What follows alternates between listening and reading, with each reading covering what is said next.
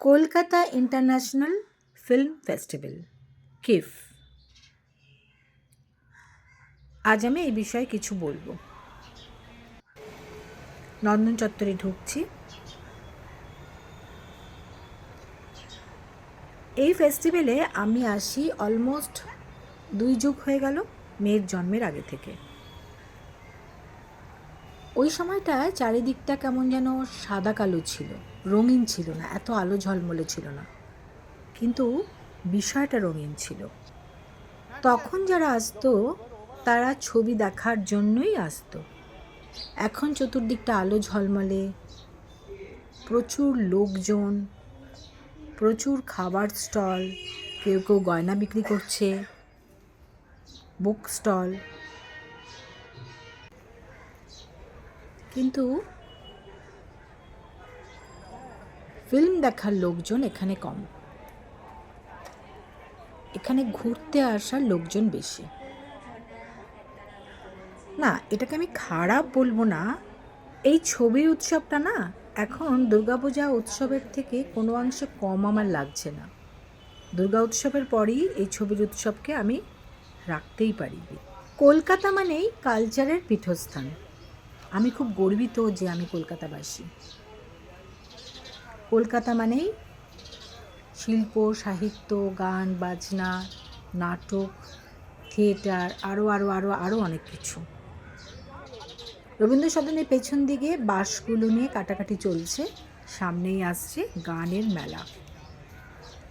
গান মেলা মানে যারা গান গাইতে ভালোবাসো কি গানের জগতে আছো তাদের জন্য এটা একটা উৎসব। তারপরে আসছে যাত্রা উৎসব, তারপরে আসছে আমাদের সবার প্রিয় বইমেলা। যদিও একটা সময় ময়দানেই বইমেলা হতো, এখন সেটা চলে গেছে সল্টলেকে। সেটা আমরা সবাই জানি এবং আমরা যাইও সবাই। পুরো শীতকালটা জুড়ে না কলকাতাটা একটা উৎসবে থাকে। অনেক বিদেশিরা এই শীতকালে কলকাতায় উৎসবগুলো দেখার জন্য আসে। আরেকটা উৎসব তো ভুলেই গেলাম, সেটা হচ্ছে পৌষ মেলা। যদিও সেটা কলকাতায় নয়, কিন্তু তার আজ কিন্তু আমরাও পাই এবং আমরা যাই, তাই না? দেখতে পাচ্ছ কত মানুষের ঢল এখানে। কমন পিপলদের সাথে কিন্তু অনেক তারকাদেরও এখানে দেখা যায়। অনেকেই তাদের সাথে সেলফি তোলে। আমি ব্যক্তিগতভাবে সেটা খুব একটা পছন্দ করি না। আমার কেন জানি না মনে হয় যে জায়গাটা তো ওদেরও, ওরাও একটু নিঃশ্বাস নিক, প্রাণ খুলে ঘুরে বেড়াক এই জায়গাটায়। কেন ডিস্টার্ব করা ওদের? হয়তো ওরা খুশিই হয়, কখনো একটু বিরক্তও হয়। পাশেই আছে একতারা মঞ্চ। এখানে নানা রকম 6 দিন ধরে প্রোগ্রাম হতে থাকে, মানে আজ অবধি হচ্ছে।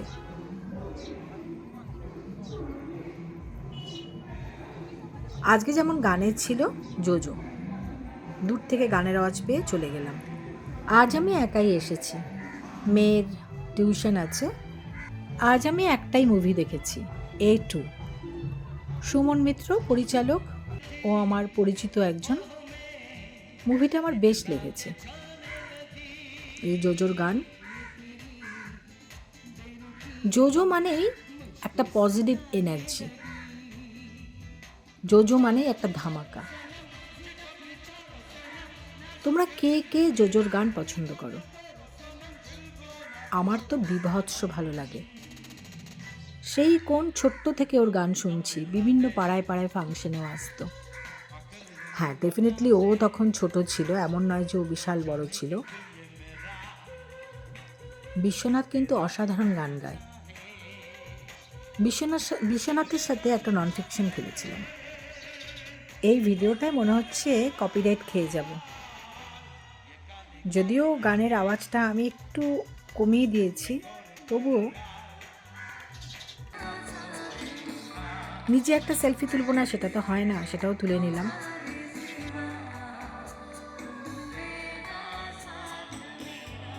আমার একটা অভিযোগও আছে, এত রেস্ট্রিকশন থাকা সত্ত্বেও কিছু কিছু মানুষ কিভাবে এত কার্ড পেয়ে যাচ্ছে। আর বিনে পয়সাতে টিকিট দেওয়া হচ্ছেই। কিছু মানুষ প্রত্যেকটা হলে 15-20 মিনিট করে যাচ্ছে, ভিজিট করে চলে আসছে। আমার বক্তব্য, তারা কেন যাচ্ছে? তারা কি বুড়ি ছোঁয়া করতে যাচ্ছে? কেন? তারা তো সিনেমা দেখতে যাওয়ার কথা। তারা সিটে বসছে, সিটটা অকুপাই করে রাখছে, উঠে যাচ্ছে 15 মিনিট পর, পাশের সিটের লোকদের ডিস্টার্ব করছে। আমার মতো যারা সিনেমা দেখতে ভালোবাসি তারা লিটারেলি সিঁড়িতে বসে দাঁড়িয়ে সিনেমা দেখছি, তাদেরকেও ডিস্টার্ব করা হচ্ছে।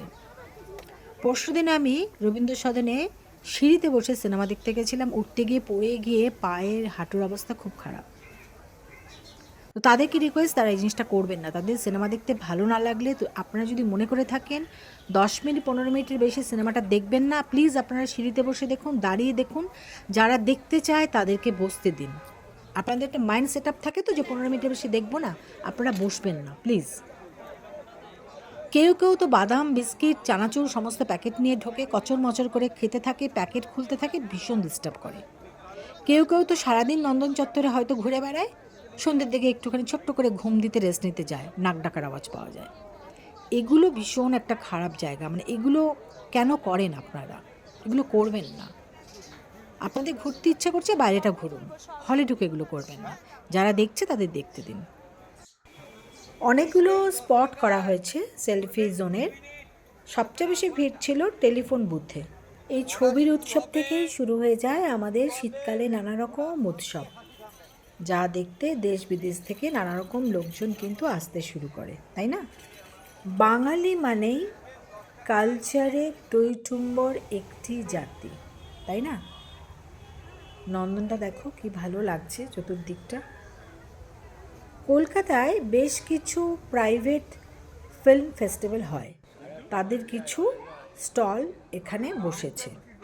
এই কদিন যেহেতু আমি সারাক্ষণ বিভিন্ন হলেই ঢুকে বসেছিলাম, ছবি দেখছিলাম, তার জন্য আমার অনেকের সাথেই দেখা হয়নি। তাদের ছবি আমি ফেসবুকে দেখতে পাচ্ছি।